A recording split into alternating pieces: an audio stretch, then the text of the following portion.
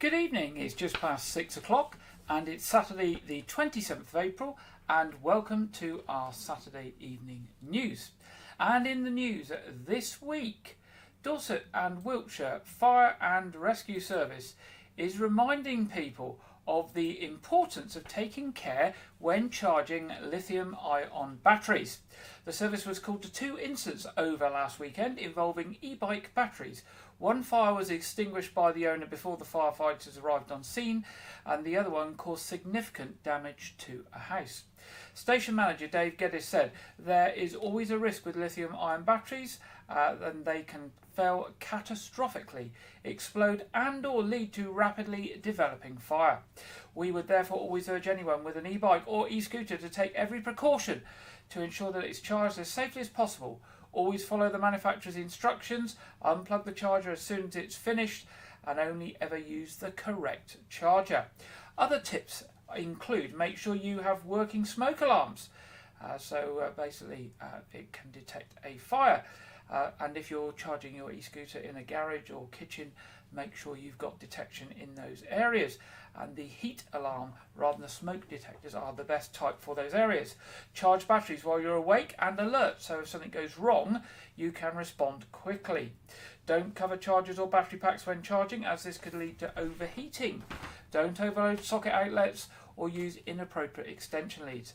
And avoid storing or charging e-bikes and e-scooters on escape routes or communal staircases, etc. Now, full advice is available from Dorset and Wiltshire Fire and Rescue at www.dwfire.org.uk/e-bikes-and-e-scooters. In fact, if you just go to Google and search for Dorset and Wiltshire Fire and Rescue e-bikes, I'm sure you will find it. Now, smaller lithium-ion batteries can also be found in devices such as mobile phones, tablets and e-cigarettes, and these also cause a risk of fire as well. And there is advice on their website for batteries as well, so do have a look at that if you get a chance.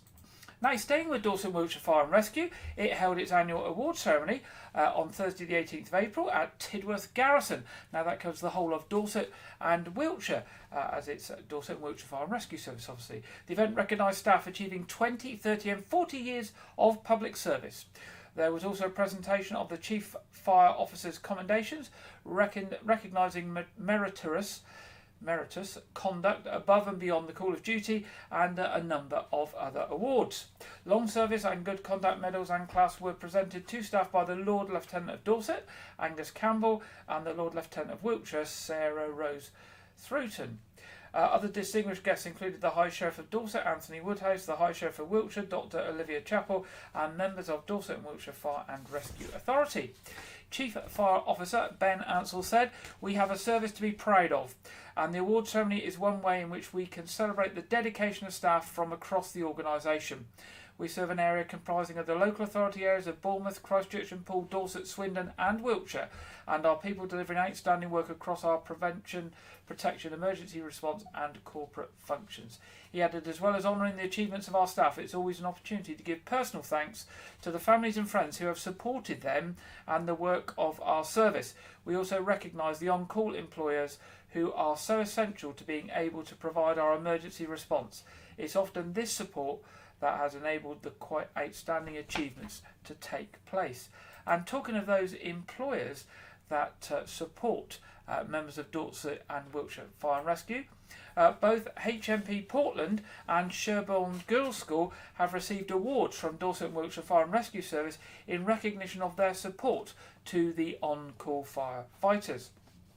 HMP Portland has released staff for fire calls over many years and is the employer of Daniel Terry, who is the station commander at Portland Fire Station.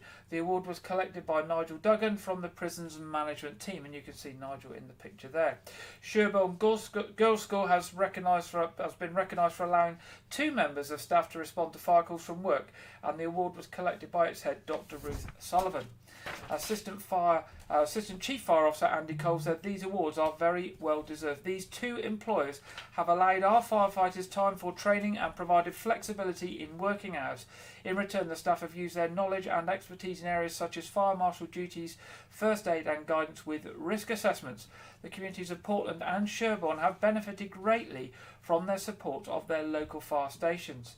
He added, if someone is interested in becoming an on-call firefighter, they should look at our website to see whether there is an on-call fire station near to where they work or live, and get in touch with us to have a chat about what's possible. The main things are that people are enthusiastic, want to work as part of a team, and want to be part of their community.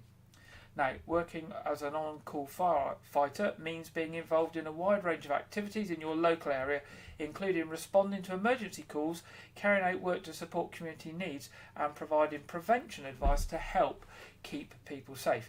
If you want more information on that from Dorset and Wiltshire Fire and Rescue Service, visit their website at www.dwfr.org.uk/on-call-firefighters. There we go.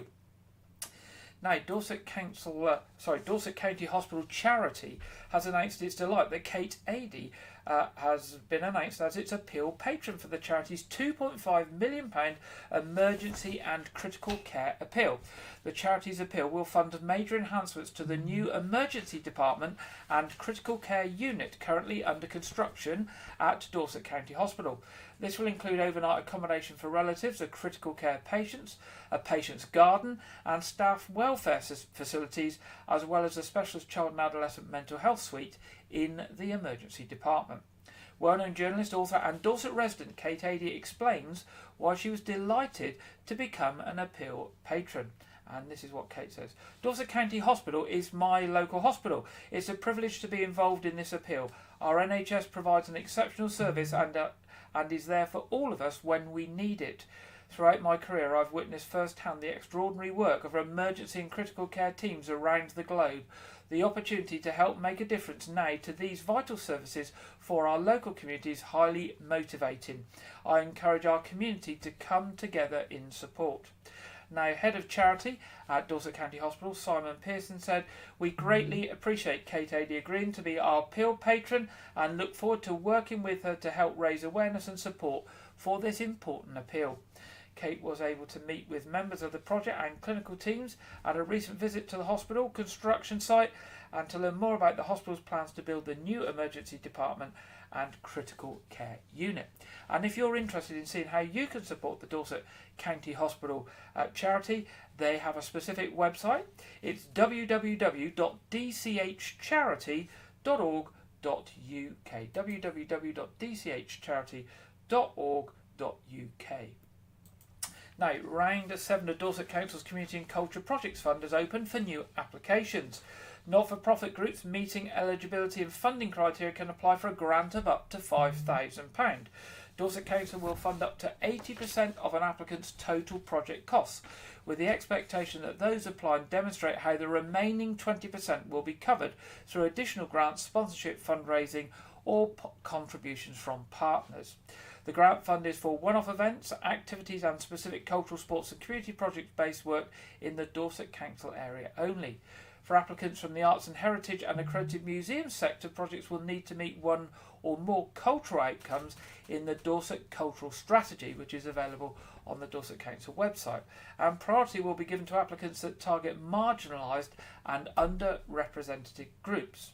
New and emerging groups who are less than 12 months old can also apply for a smaller grant of up to £1,500. You can find out more at the Community and Cultural Project Fund website or webpage on the Dorset Council website. So if you search for Dorset Council Community and Cultural Project Fund, you'll get to their website. If you want any specific questions answered or want to check if your charity or project is eligible, you can email communities@dorsetcouncil.gov.uk. That's communities@dorsetcouncil.gov.uk. Now, applications need to be in by midnight on Sunday the 9th of June. Midnight on Sunday the 9th of June, and you are advised that any late applications will not be considered. They need to be in by that deadline. Now, officers from Dorset Police are appealing for witnesses or anyone with information to come forward as they investigate a robbery in Weymouth. At around 8:30 a.m. on Wednesday the 10th of April, the victim, a local man in his 20s, was pinned against a wall by a man in New Street and his wallet and bank card were taken. It's reported that the offender then made off in the direction of Bond Street towards the NatWest Bank. The victim's bank card was later used to make several fraudulent transactions. Fortunately, the victim did not sustain any injuries. The offender, who is known to the victim, is described as aged in his mid-20s, 6 feet tall, of heavy build with short brown hair. Police Constable Joseph Garrard of Weymouth Police said the incident was reported to police on Sunday the 21st of April, and we are carrying out a number of inquiries to identify the man responsible for this robbery. I'd like to hear from any witnesses who were in the area at the time or may have seen what happened. And as usual, if you've got any information for Dorset Police, you can contact them direct on 101 or anonymously via the Crime Stoppers charity on 0800 555 111. That's 0800 555 111. Now, the Secretary of State for Business and Trade, the Right Honourable Kemi Badenoch, visited West Dorset on Wednesday the 24th of April to meet with small business owners across the constituency and members of the Dorchester Chamber of Commerce. The question and answer session was hosted by Chris Loder MP at Kingston Moorwood College, with discussions on topics including civil service red tape for small businesses, council tax and investment in rural areas. Mr Loder said it's great to have the Secretary of State for Business and Trade, Kemi Badenoch, join us today in West Dorset, showing her support for small businesses in West Dorset. Small businesses are the backbone of our local economy, and I'm pleased that so many small business owners got the chance to speak with Kemi. With 97% of our local businesses being small or micro-sized, it's critical that we support our local business owners, and the Business Secretary backs my continuous campaign.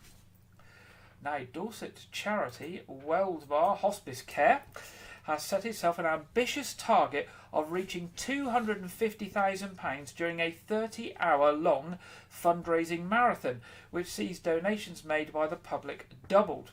Weldmar provides specialist care in Dorset for adults with a range of life-limiting illnesses such as cancer, heart disease and motor neurone disease, but spiralling costs and increased demands means it currently needs to raise £27,500 every day to keep their services going. I'm going to repeat that figure again. Weldmar Hospice, to provide the service to us, the people of Dorset, need to raise £27,500 every day to keep their service going.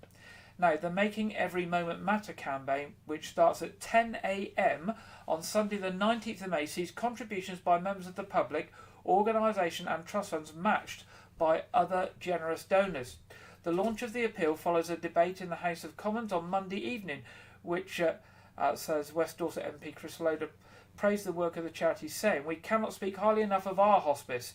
We value the Weldmar team so much," adding that he remains entirely grateful for the care given to his aunt a number of years ago. Mr Loder quoted from the all-party parliamentary group report into hospice funding published in January this year, which says, despite statutory guidance, integrated care boards commissioning of hospice services is currently not fit for purpose, and the value they provide for individuals and the wider health system is at risk. And it's the integrated care boards that are now responsible for contracting for local services, replace things like the Dorset Primary Care Trust or the Clinical Commissioning Group, so that it's now done by the Integrated Care Board. The charity estimates that the cost of providing care will be around £1 million more than they are able to raise through fundraising and their charity shops in this financial year. This predicted shortfall is the equivalent of the cost of end-of-life care provision for 438 local people. Making Every Moment Matter will last for 30 hours to reflect the 30 years since Weldmar first opened the doors of their inpatient unit in Dorchester. Since then, almost 25,000 patients with a life-limiting illness have received care, with specialist community nurses, hospice at home and other services extended across Dorset. And as well as providing care for the patient, Weldmar Hospice Care also provides practical and emotional support for loved ones and family members. Now, if you want to learn about that special fundraising event over 30 hours, pop along to this website, weldmarhospicecare.org www.wellmorehospicecare.org.uk/moments, moments, wellmorehospicecare.org/moments.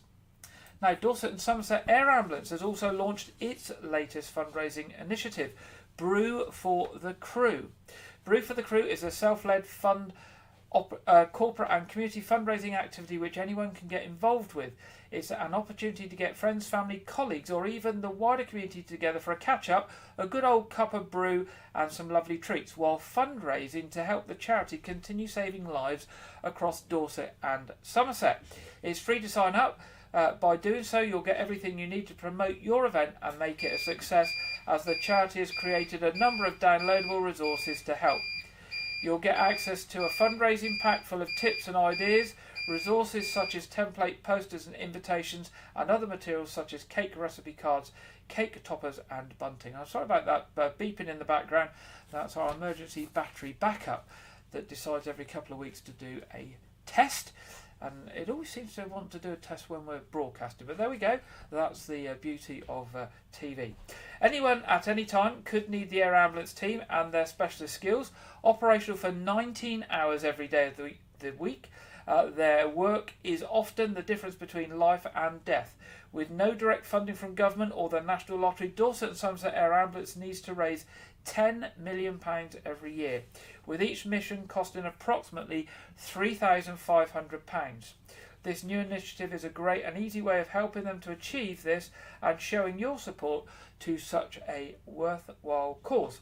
Now, to find out more and to sign up, pop along to their website, www.dsairambulance.org.uk/brew-for-the-crew. And I'm sure if you search for Dorset and Somerset Air Ambulance Brew for the Crew, you will find that very, very easy, and see what you can do to support Dorset and Somerset Air Ambulance. Now, a new film about a famous fossil hunter featuring an acclaimed TV and movie star will premiere at an exclusive screening in Lyme Regis in June. Mary Anning and the Dinosaur Hunters follows the life of the famed Victorian paleontologist, building up to her groundbreaking discoveries of the ichthyosaur, plesiosaur and the pterodactyl along what is now known as the Jurassic Coast. The film is made by Mermaid Films, was directed by Sharon Sheehan, and stars Jennifer Agutter, renowned for her film roles in The Railway Children and American Werewolf in London, as well as TV's Call the Midwife, among other productions. Jenny Agutter plays Elizabeth Philpott, who mentored Mary Anning, while Anning herself is played by Katie Hamilton. The film also stars Jonathan Moore and Paul Storier. Scenes for the new movie were filmed at Charmouth, Lyme Regis, as well as nearby in Cornwall.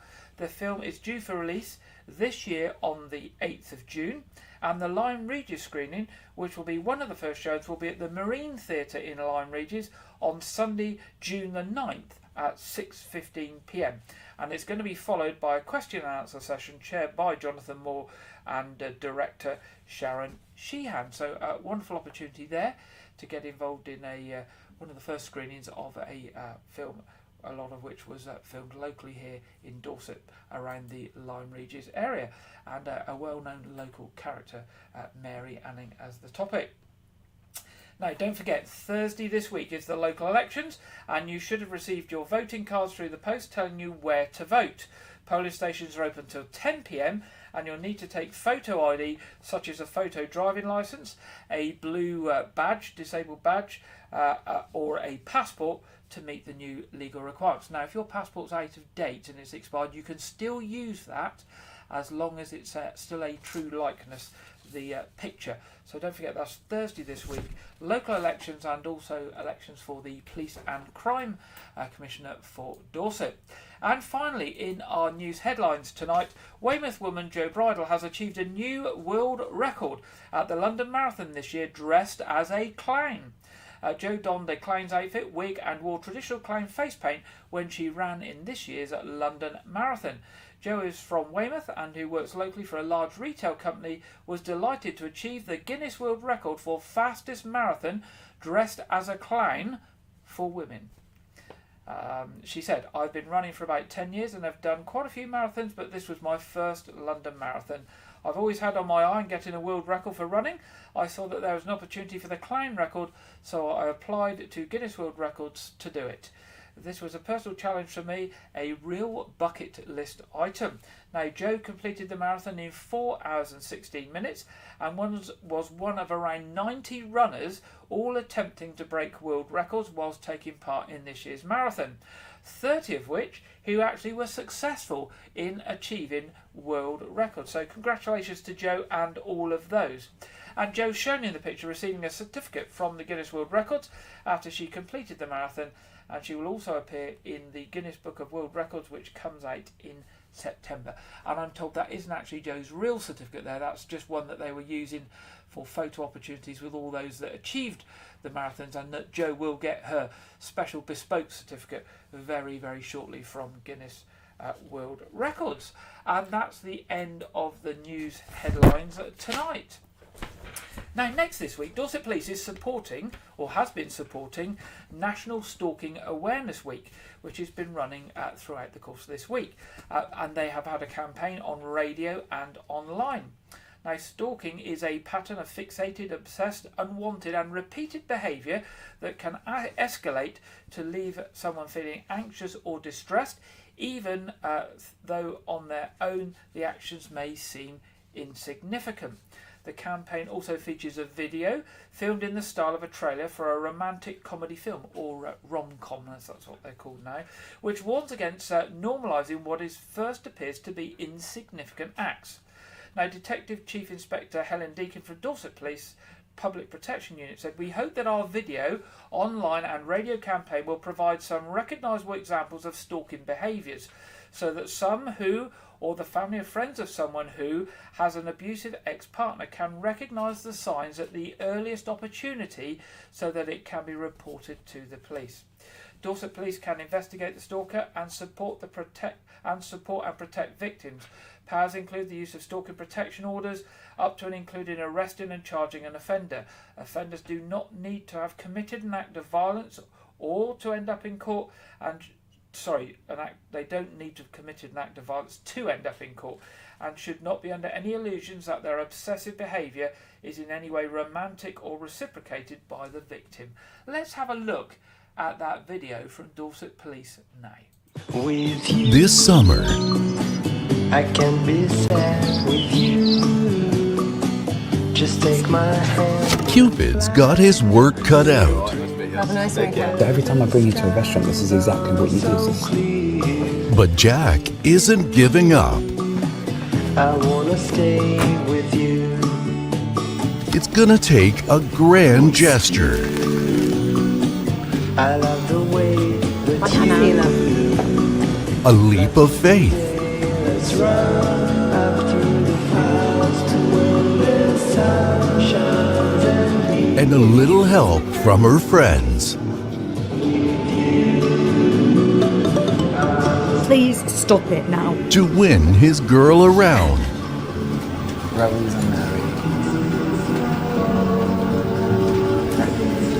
Hello.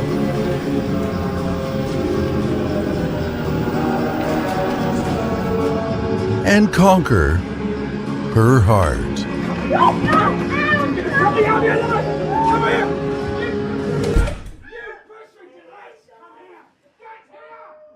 Life isn't like the movies. Let's stop normalizing stalking. If you notice this type of behavior, record it and report it before it escalates further. There are 4 ways to identify stalking. Fixated. Does the person find different ways to get your attention or become part of your life?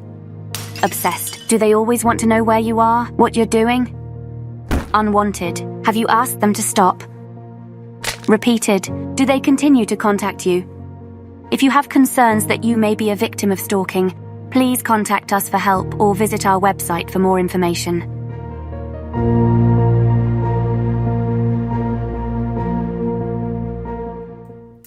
There we go. Good little video there from Dorset Police and Dorset Police and Crime Commissioner looking at stalking and unwanted behaviour. Now, to find out more about stalking and harassment and how to report it to the police, go along to Dorset Police website and look for stalking and harassment. So if you type Dorset Police stalking harassment, you will get to a web page that's got all sorts of useful information on there about reporting those sorts of things. There's also a national stalking helpline on 0808 802 0300. So that's 0808 802 0300. You can get help and support there from the Palladium National Stalking Advocacy Service as well, and that's at Paladin. I'll spell it out for you.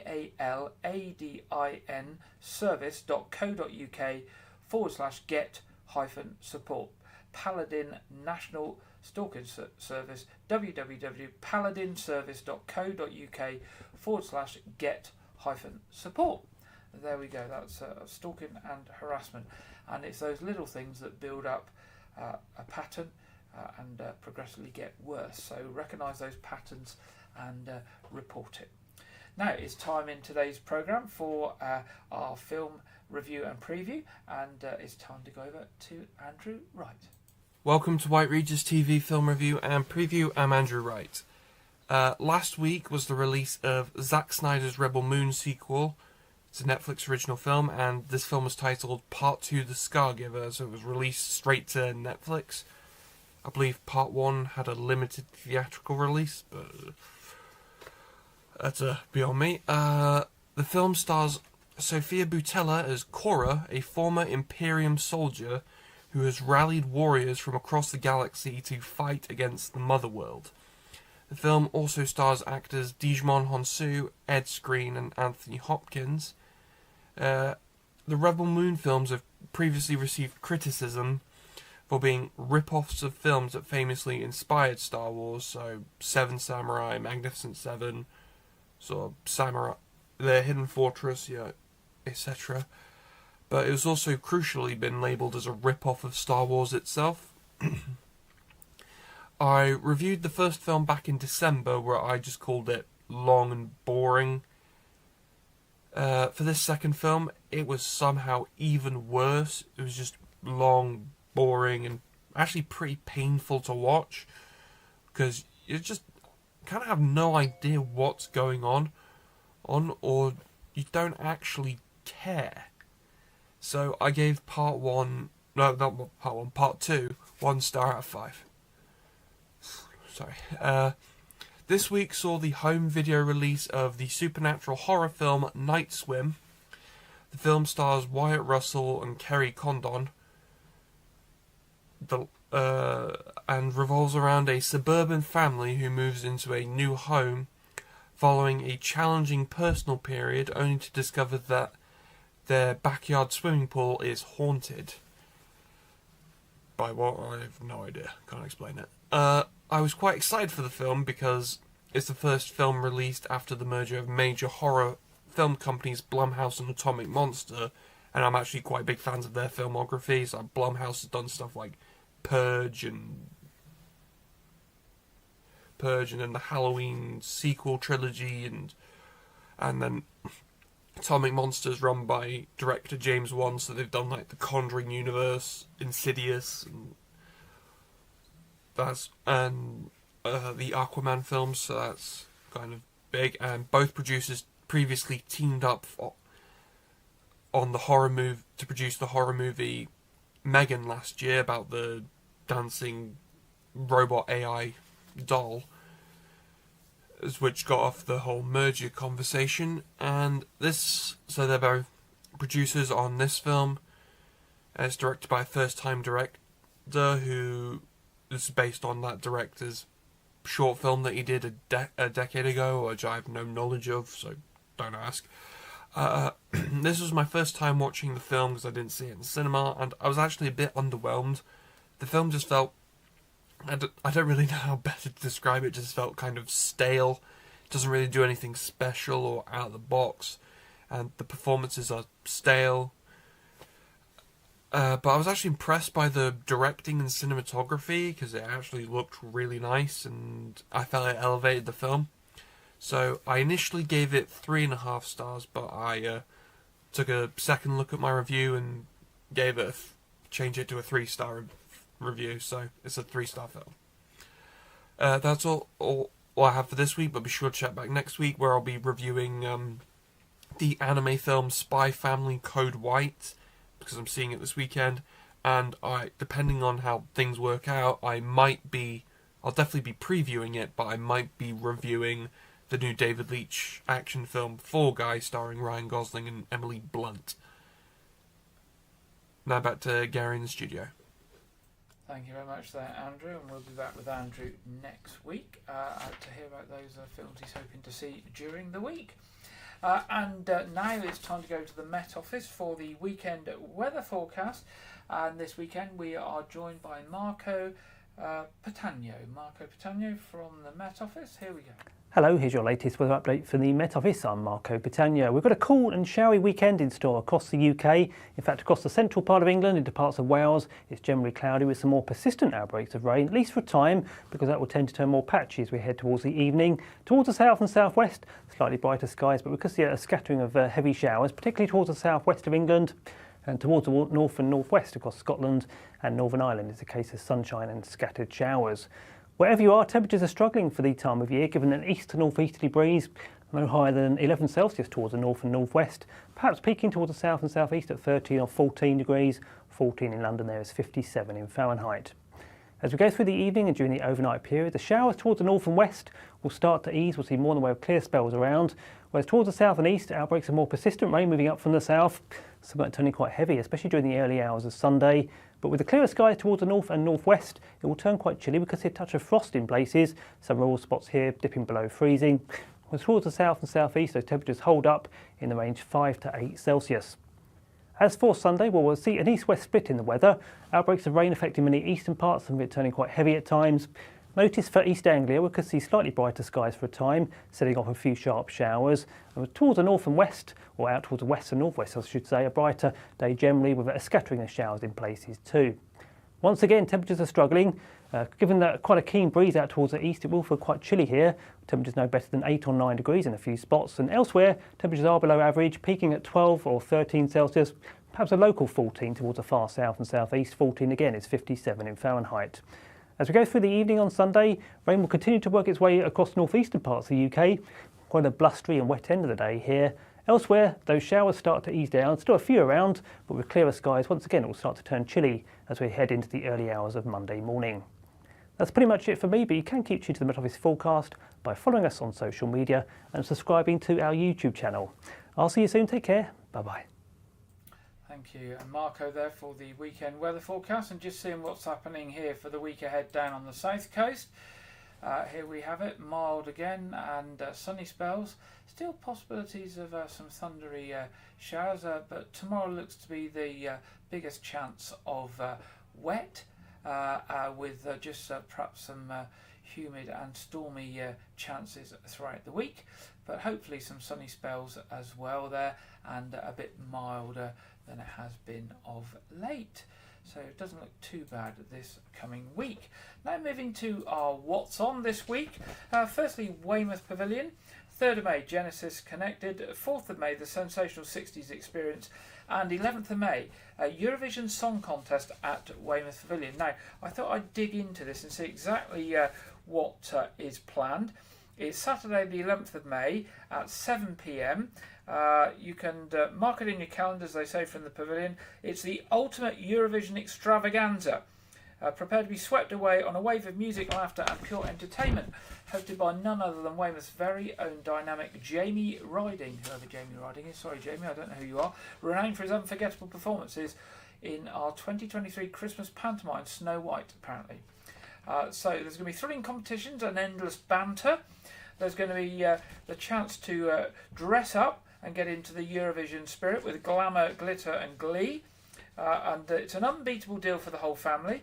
It's only £2.50 for general admission, making it an affordable treat for the entire family, with drinks and bar snacks available to purchase at the bar to keep you fueled, and a fabulous all night long one event that you won't want to miss, they say.